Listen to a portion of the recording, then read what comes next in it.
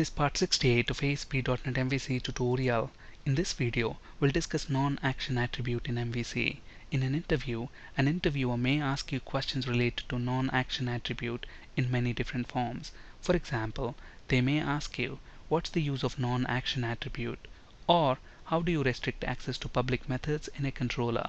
Let's try and understand the concepts related to non-action attribute so that we can answer these interview questions as efficiently as possible.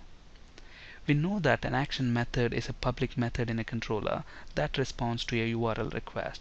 So by default, if you have any public method in a controller, then it can be invoked using a URL request. For example, here within the home controller, we've got two public methods, method 1, method 2.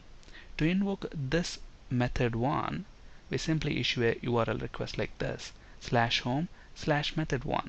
Similarly, to invoke method 2, we issue a URL request like that, /home/method2. So by default, all public methods inside a controller respond to your URL request.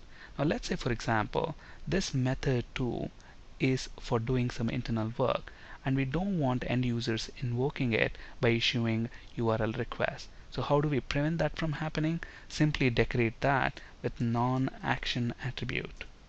Let's build the solution. Let's refresh this view. Look at that, we get an error stating the resource cannot be found, and that's because we have decorated that with non-action attribute. So we use non-action attribute to restrict access to public methods in a controller. And another way to restrict access to methods in a controller is by making them private.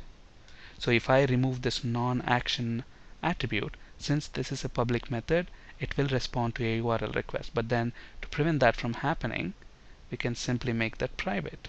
So let's build the solution and let's refresh this view. Look at that, we get the same error, the resource cannot be found. But then in general, it's a very bad design to have a public method in a controller that is not an action method. If you have any such method, maybe for performing some business calculations, then it should be somewhere in the model and not in the controller. But however, if for some reason, if you want to have public methods in a controller and you don't want them to be treated as actions, then use non-action attribute. On this slide, you can find resources for ASP.NET C# and SQL Server interview questions. That's it for today. Thank you for listening. Have a great day.